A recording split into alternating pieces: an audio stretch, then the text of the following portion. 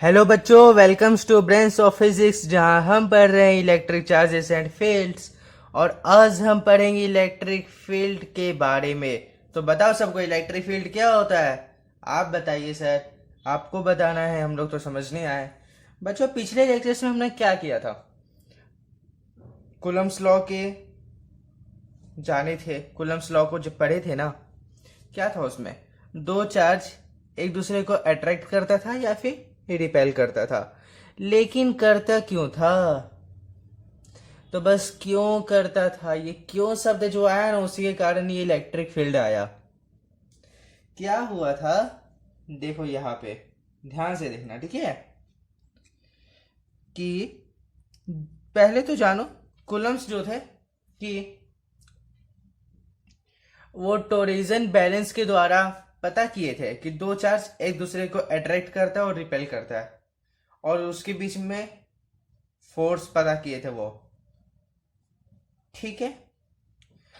लेकिन ऐसा क्या मैकेनिज्म था कि ऐसा होता था? तो सबसे पहले हम लोग चार्ज लेते हैं। चार्ज कौन सा? Q charge. ये क्यू चार्ज है, जिसको हम लोग क्या कहते हैं? सोर्स चार्ज कहते हैं। सोर्स चार्ज, ठीक। और यहां पे क्या लिए? आखिर यहां पे क्या ऐसा होता है इसके कारण, जिसके कारण यहाँ पे जो चार्ज रहता है वो अपना पोजीशन चेंज करता है या फिर इसके पर फोर्स लगता है? तो इसको पता करने, तो क्या पता करने के लिए यहाँ पे रखते हैं एक पॉइंट चार्ज। पॉइंट चार्ज जिसको कहते हैं क्यू नॉट।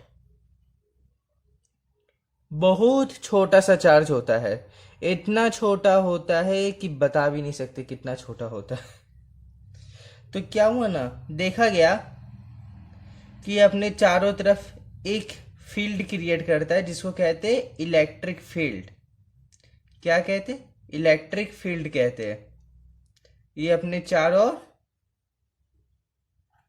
एक इलेक्ट्रिक फील्ड क्रिएट किया, ठीक है? अब इलेक्ट्रिक फील्ड क्रिएट करने से क्या हुआ? ये इस पे लगाया फोर्स, इलेक्ट्रिक फील्ड, जिसके कारण ये अपना पोजीशन चेंज किया। समझ आया? ये इलेक्ट्रिक फील्ड क्रिएट किया, जिसके कारण ये जो पॉइंट चार्ज है, ये क्यू नॉट चार्ज है, ये टेस्ट चार्ज है, या ये यूनिट पॉजिटिव चार्ज है, ये अपना पोजीशन चेंज किया, ठीक है? मतलब ये सोर्स चार्ज इस पर इलेक्ट्रिक फील्ड एग्जर्ट किया, जिसके कारण ये क्यू नॉट चार्ज है वो अपना पोजीशन चेंज किया। लेकिन सर, क्या ये इस पर फोर्स नहीं लगाएगा? इस पर इलेक्ट्रिक फील्ड क्या ये नहीं क्रिएट करेगा, एग्जर्ट नहीं करेगा?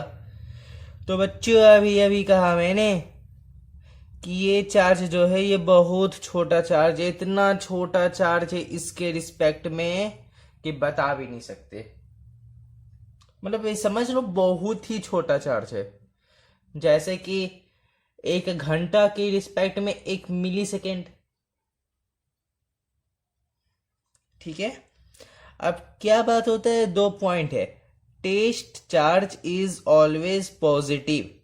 ये जो टेस्ट चार्ज है ये हमेशा पॉजिटिव होता है। क्लियर? और क्या बात है? Test charge is very small, so it is not able to create any electric field. ये बात तो कर लिए कि ये अपना फील्ड क्रिएट नहीं करेगा, अगर किया तो ये डिफ्लेक्ट कर जाएगा। तो यहां पे तो कुछ गड़बड़ हो जाएगा ये सिस्टम में ना, इसलिए ये एकदम छोटा सा लेते हैं क्यू नॉट चार्ज को। अब बात करते हैं direction of electric field. Electric field का क्या डायरेक्शन होता है? देखो, चार्ज दो टाइप्स का होता है। पहला टाइप क्या आता? मतलब दोनों में से कोई भी एक, पहला या दूसरा हो सकता है। एक होता है प्लस क्यू, पॉजिटिव होता है, और एक नेगेटिव होता है। ये पॉजिटिव नेगेटिव नेचर होता है बच्चों, याद रखना। बहुत बार मिस्टेक करते हैं बच्चे कि ये क्या करते हैं ना, ये पॉजिटिव को बड़ा मान लेते हैं और नेगेटिव को छोटा मान लेते हैं। तो ये मिस्टेक मत करना, ठीक। पॉजिटिव चार्ज में कैसे इलेक्ट्रिक फील्ड होता है, आता हुआ इलेक्ट्रिक फील्ड प्रोड्यूस होता है, ठीक है। यहाँ पे इस तरह का इलेक्ट्रिक फील्ड आता है, ओ सॉरी, इलेक्ट्रिक फील्ड जाता है, पॉजिटिव से निकलता है, मिस्टेक हो गया। यहाँ पे इलेक्ट्रिक फील्ड ऐसे करके जाता है, ठीक है, पॉजिटिव से। और कैसे, नेगेटिव फील्ड में ये टर्मिनेट करता है, मतलब आ जाता है।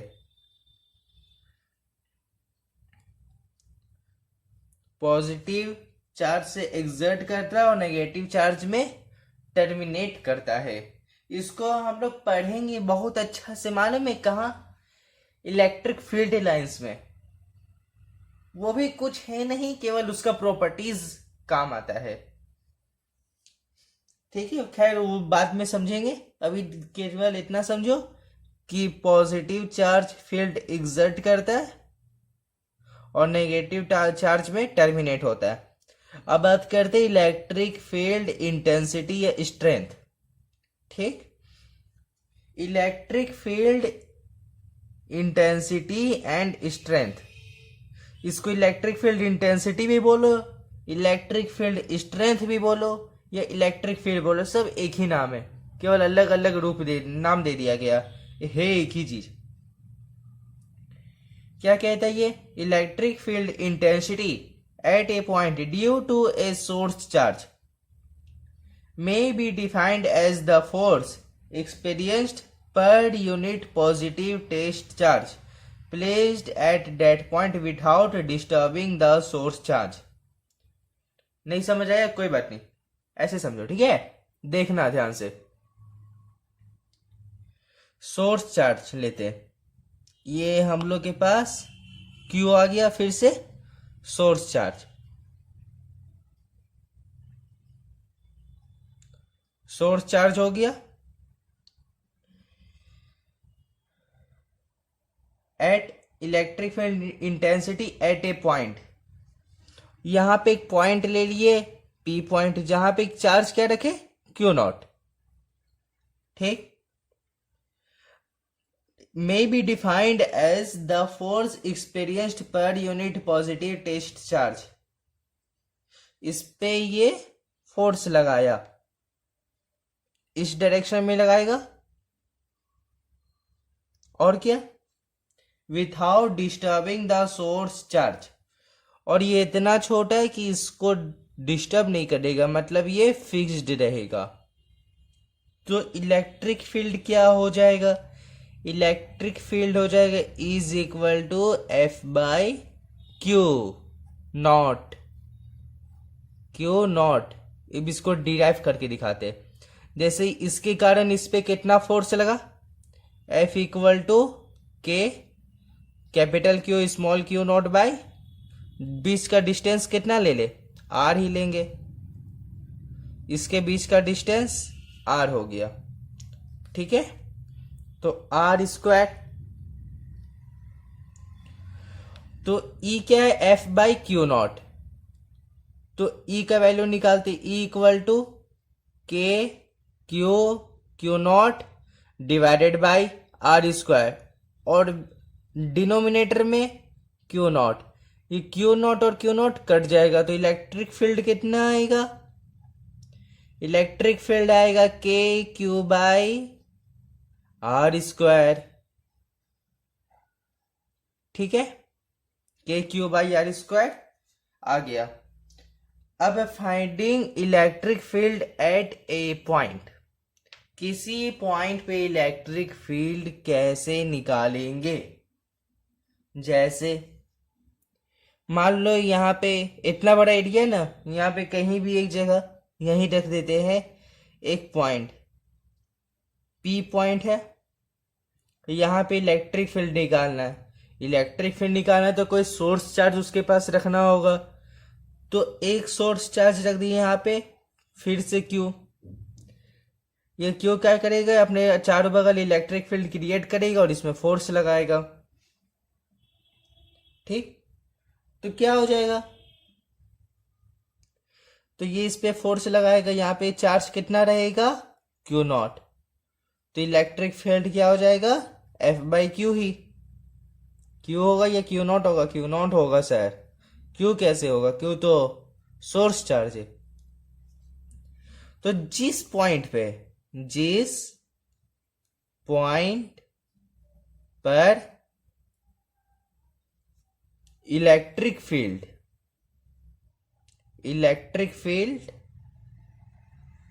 निकालना है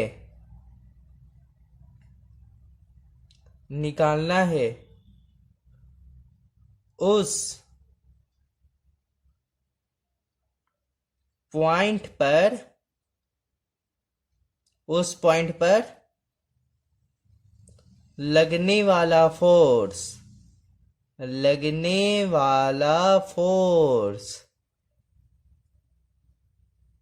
निकाल कर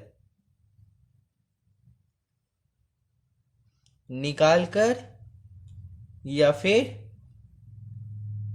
फाइंड करके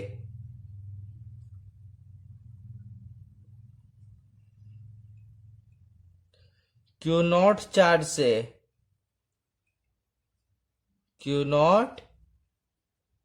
चार्ज से डिवाइड कर देंगे। क्लियर हो गया। जिस पॉइंट पर इलेक्ट्रिक फील्ड निकालना है उस पॉइंट पर लगने वाला फोर्स निकाल कर या फाइंड करके क्यू नॉट चार्ज से डिवाइड कर देंगे।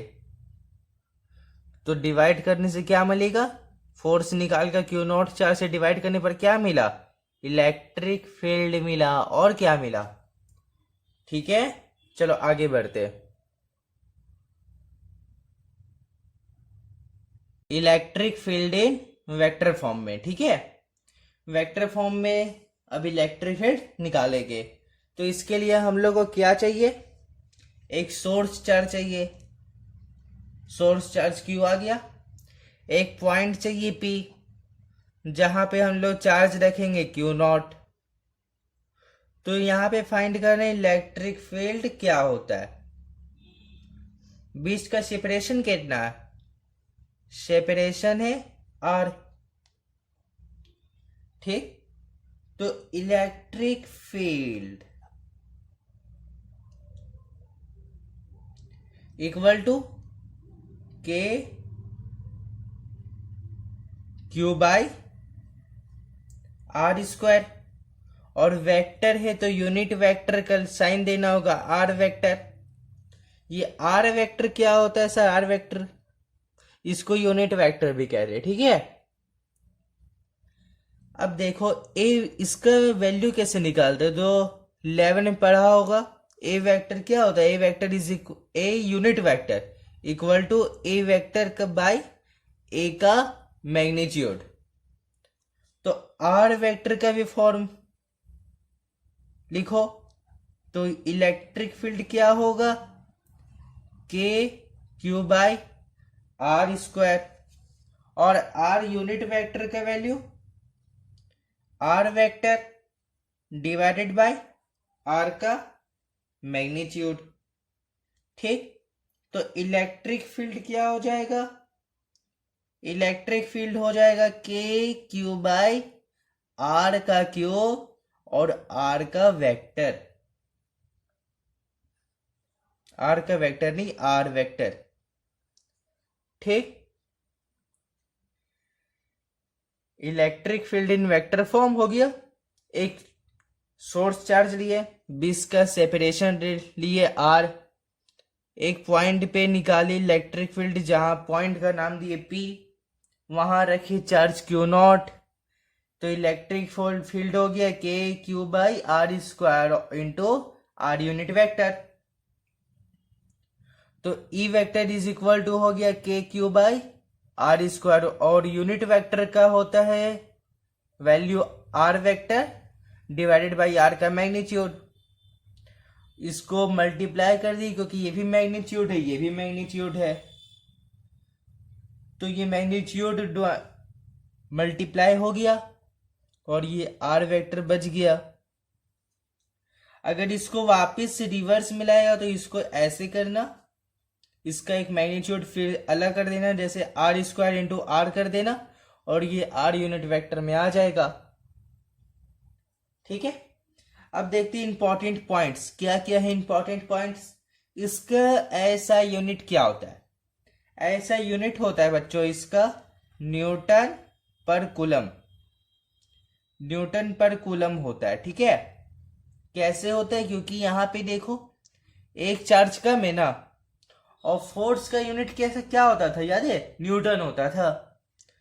तो यहाँ पे एक चार्ज कम है तो -1 आ गया एक चार्ज में। चार्ज का ऐसा यूनिट क्या होता है? कूलम होता है, ये तो पता ही है। डायमेंशन क्या होता है? डायमेंशन होता है ml t-3 और a-1। ठीक, फोर्स का डायमेंशन हो गया, उसमें एक चार्ज का डायमेंशन हटा दिए। अब electric field in free space, ये सब हम लोग अभी जितना पढ़े सब फ्री स्पेस में ही था कि नहीं था? एकदम था, सभी फ्री स्पेस में था। तो फ्री स्पेस के लिए क्या हो गया? इलेक्ट्रिक फील्ड, इलेक्ट्रिक फील्ड हुआ 1/4 पाई इप्सिलन नॉट। इप्सिलन नॉट क्यों? क्योंकि यही तो होता है फ्री स्पेस के लिए वैल्यू। के का वैल्यू क्या होता था याद है ना? 1/4 पाई इप्सिलन नॉट इंटू क्या? Q by are square. ठीक, लेकिन अगर किसी मीडियम में डालेंगे तो क्या होगा? अच्छा, ये फ्री स्पेस में इसलिए यहाँ पे नॉट का साइन ले देते, ई नॉट लिख देते। अभी मीडियम में है तो E medium equal to 1/4 pi epsilon medium और क्यू बाई आर स्क्वायर। ये हो गया फ्री स्पेस के लिए और ये हो गया मीडियम के लिए। लेकिन ये दोनों में रिलेशन क्या है? तो इसका रिलेशन लिख लो, E इक्वल टू मतलब E medium equal to E naught by K. अब के तो सबको पता है, नहीं पता है? पता तो होगा, क्या है? रिलेटिव परमिटिविटी है, डाइलेक्ट्रिक कांस्टेंट है कि नहीं है? अब बात करते 3 कंपोनेंट्स ऑफ इलेक्ट्रिक फील्ड। ठीक, अगर हम लोग मान लिए कि जो ये पॉइंट है वो कोई 3 डायमेंशनल में, जैसे if x y z are components of point P, point P का कंपोनेंट है, मतलब आर वेक्टर क्या हो गया? I cap x plus J cap Y plus के कैप जे। जेड जे कहते नहीं है, हम गलती से कह दिए। और क्या? आर का मैग्नीट्यूड, दोनों तो चाहिए। तो आर का मैग्नीट्यूड के लिए क्या करेंगे? R equal to R vector का मैग्नीट्यूड। तो इसका वैल्यू क्या होता है? √x² plus Y square plus Z square. इसको लिख सकते हैं ना, x² plus Y square plus Z square पर पावर हाफ। क्यों लिखेंगे? देखो, जैसे r का क्यूब है ये इसको आर का क्यूब अभी नहीं जानो, या जान लो। जानना है कि नहीं जानना? जानना ही है सर। देखो आर का क्यूब है तो क्या हो जाएगा, X square plus Y square plus Z square, power इसका हाफ, और टोटल का पावर क्यूब। क्यों? क्योंकि आर का वैल्यू तो ये है, हम लोग को तो ये जाना था कि 1/2 कहां से आया, तो ये होता ही है ऐसा। जैसे √4 को क्या लिखते हैं, 4 पर पावर हाफ लिखते हैं। फिर क्या करेंगे, अच्छा एक काम करो, यहां समझो, एक एरिया बना देते। देखो √4 है, ठीक है, सिंपल एग्जांपल है, इसको क्या लिखते हैं, 4 पर पावर हाफ लिखते हैं। कैसे लिखे अभी प्रूफ कर रहे हैं। 4 पर पावर हाफ हुआ।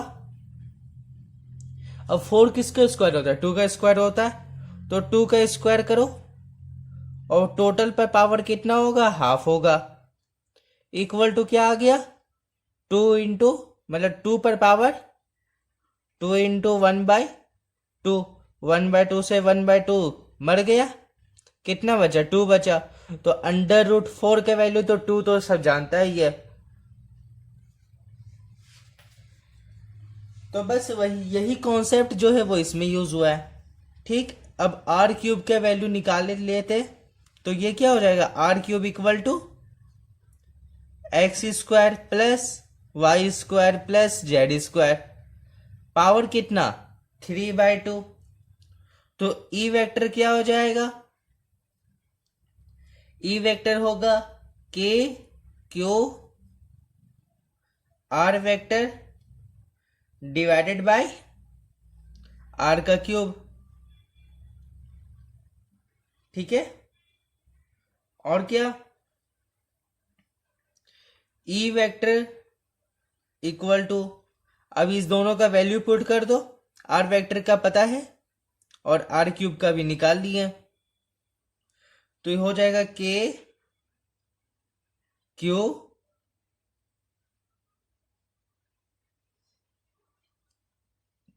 आई कैप एक्स प्लस जे कैप वाई प्लस के cap z divided by x square plus Y square plus plus क्या, जेड स्क्वायर, और क्या, पर पावर 3/2। अब इसको कंपोनेंट में तोड़ो, कंपोनेंट में तोड़ना है इसको, कैसे तोड़ेंगे, जैसे यहाँ पे तो 3 कंपोनेंट है ना, एक्स से वाई और जेड है, तो अलग अलग तोड़ते हैं। जैसे क्या हो जाएगा, E X equal to K Q X by X square plus Y square plus Z square पर पावर 3/2।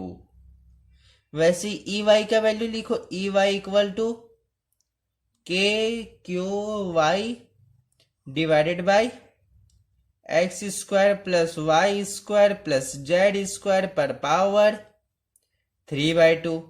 और ई जेड का value K Q Z divided by X square plus Y square plus Z square पर power 3/2। बस, और कुछ नहीं है इसमें, बहुत सिंपल सा चैप्टर है।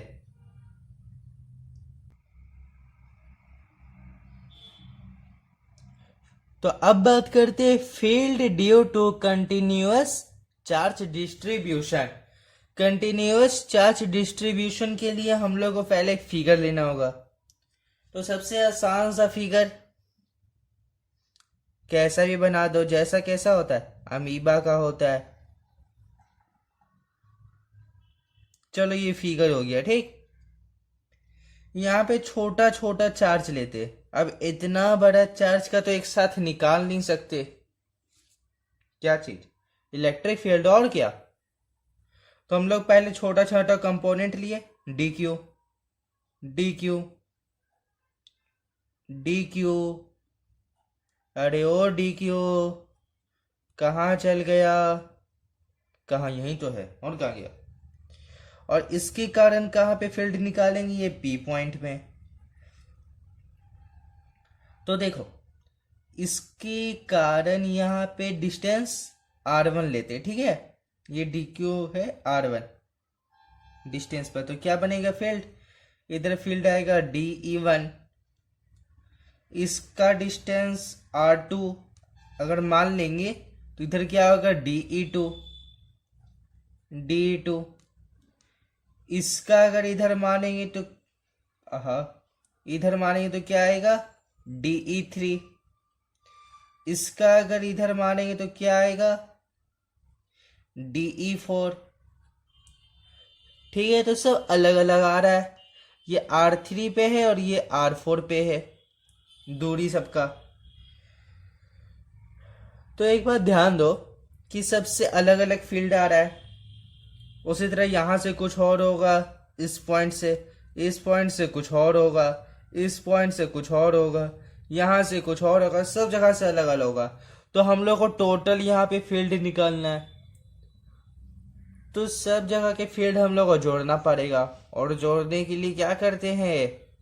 बताओ बताओ, क्या करते हैं? इंटीग्रेशन करते हैं। तो पहले एक स्टेप लिखो, ई नेट, ई नेट, ठीक, ई नेट वेक्टर में, क्योंकि इलेक्ट्रिक फील्ड जो है ना, ये एक वेक्टर टॉपिक है, वेक्टर वाला टॉपिक नहीं है, कंसेप्ट इसका वेक्टर का है। तो क्या हो गया? de1 plus de2 plus de3 plus de4 plus dot dot dot dot dot dot, कहां तक जाएगा? यहीं तक रहेगा। तो इलेक्ट्रिक फील्ड नेट क्या हो गया? E net equal to integration of dE, ठीक, ड्यू टू दिस सरफेस, ये सरफेस के कारण इलेक्ट्रिक फील्ड ये टोटल आ गया। ठीक है, अब कलर चेंज करते पेन का, क्योंकि कलर्स मैटर। कॉपी देखो कितना सुंदर तुम बनाएगा, उतना मजा आएगा पढ़ने में। सुंदर बनाने से मजा आएगा, लेकिन क्या पढ़ना भी पड़ेगा। केवल बना बना के सुंदर मजा नहीं आएगा, उसमें एकाग्रित मन करके भी पढ़ना पड़ता है। चलो बात करते types of continuous distribution of charge. ठीक है, पहला linear charge distribution. Linear charge distribution को हम लोग लैम्डा से डिनोट करते। किससे करते? लैम्डा से। लैम्डा ही बोलते ना, हाँ लैम्डा ही बोलते। लीनियर चार्ज डिस्ट्रीब्यूशन है मतलब एक लाइन पे चार्ज होगा। देखो ये एरिया दिख रहा होगा, ठीक है, लेकिन ये एक लाइन है। तुम लोग खुद से ड्रॉ कर लेना, एक लाइन हो गया ये। यहाँ पे टोटल चार्ज कितना है? क्यू चार्ज है, ठीक।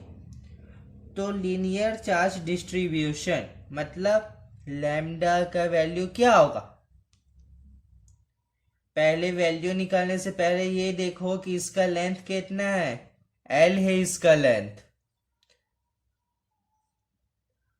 एल लेंथ होगी तो लैम्डा का वैल्यू हो जाएगा Q by L, Q by L. लेकिन मान लो अगर हम लोग लिए छोटा सा, बहुत छोटा सा, ये बड़ा होते जा रहा है लेकिन छोटा सा है चार्ज, ठीक। यहाँ पे चार्ज कितना होगा? डी क्यू होगा। लेंथ कितना है? डीएल है। तो इसके लिए लैम्डा का वैल्यू क्या होगा?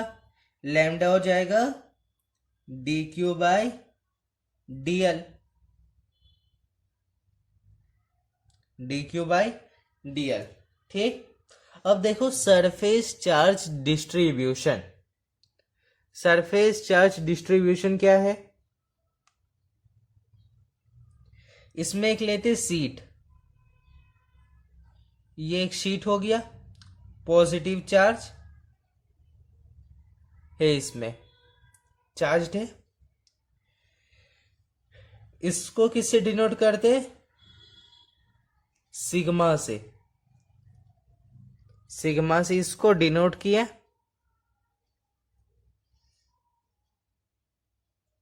इसका में चार्ज है क्यू, इसका एरिया कितना है?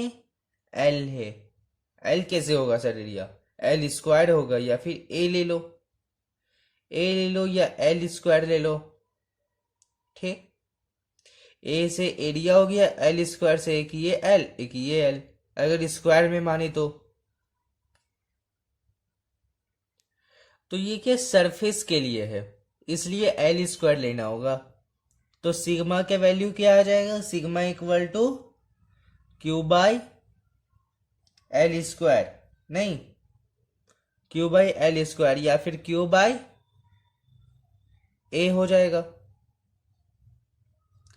और अगर छोटा सा एरिया रहा या छोटा सा सरफेस है तो सिग्मा का वैल्यू क्या होगा?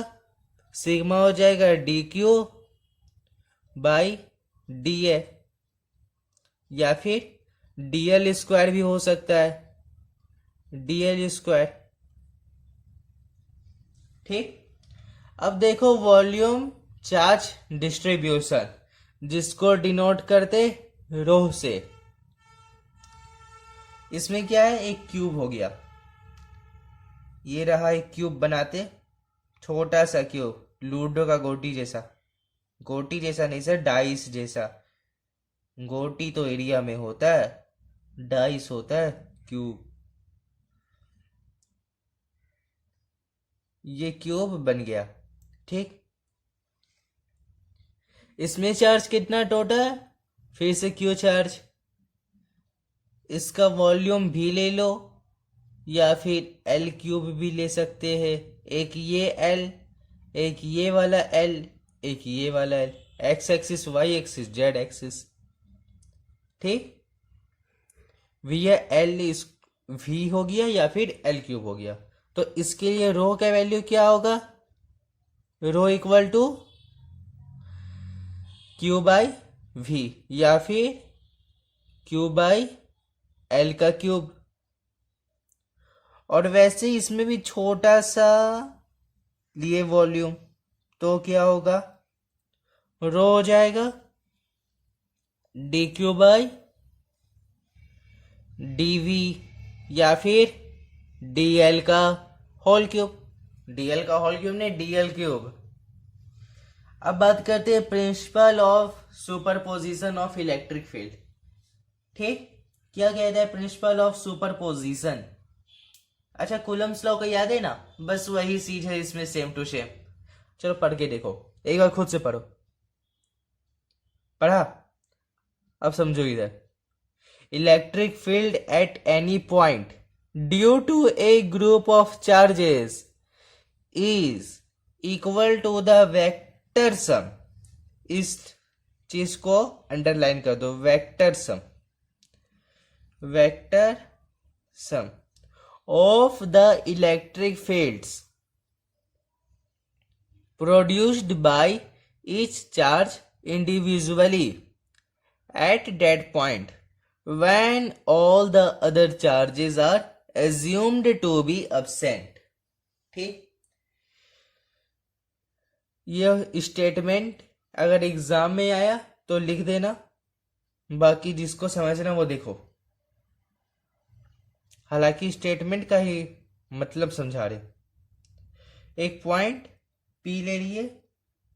ठीक, अब यहां पे चार्ज है Q1, यहां चार्ज है Q2, यहां चार्ज है Q3, यहां चार्ज है Q4। सबका डिस्टेंस अलग अलग है, दूरी पी पॉइंट से। अलग अलग दिख रहा है ना। चलो नाम दे देते, ये R1 है, ये R2, ये R3, ये R4। अरे ये तो उल्टा हो गया, यहाँ R1 देना चाहिए था। वैसे कोई बात नहीं, रहने दो, अब दे दिए तो दूरी क्या हो जाएगा यहाँ पे, इलेक्ट्रिक फील्ड कितना आएगा इसके कारण, कितना होगा, KQ2 डिवाइडेड बाई R3 का स्क्वायर। इसके कारण कितना होगा, KQ1 डिवाइडेड बाई R4 का स्क्वायर। इसके कारण कितना होगा, KQ3 डिवाइडेड बाई R2 का स्क्वायर। और इसके कारण कितना होगा, KQ4 डिवाइडेड बाई R1 का स्क्वायर। तुम लोग सीधा सीधा नाम लेना, Q1 Q2 Q3 Q4 और R1 R2 R3 R4, तो समझने में बेटर होगा। बेटर मतलब अच्छा होगा, अच्छा से समझ आएगा, और क्या। अब इस सब का क्या करना है, वेक्टर सम करना है। तो मतलब electric field net, electric field net क्या हो जाएगा, E1 vector plus E2 vector plus E3 vector plus E4 vector. लेकिन एक बात, यहाँ तो हम लोग 4 चार्ज ही लिए, और भी चार्ज ले सकते हैं, इसलिए क्या कर दिए, प्लस इन्फिनिटी कर दिए। ठीक है,